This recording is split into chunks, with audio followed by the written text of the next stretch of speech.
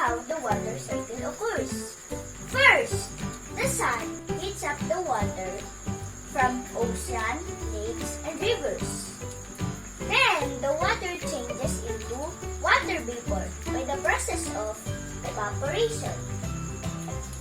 Plants also lose water in the form of water vapor from their leaves into the air by the process of transpiration.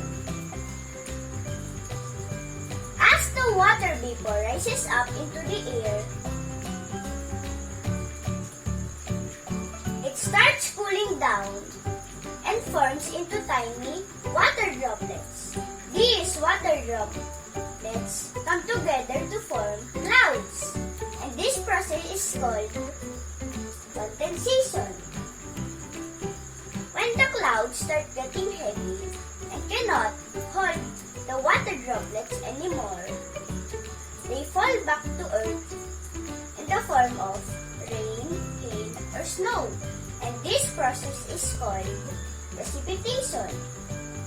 Some of the water that falls back to the earth seeps into the ground, and this water is available to us in the form of groundwater.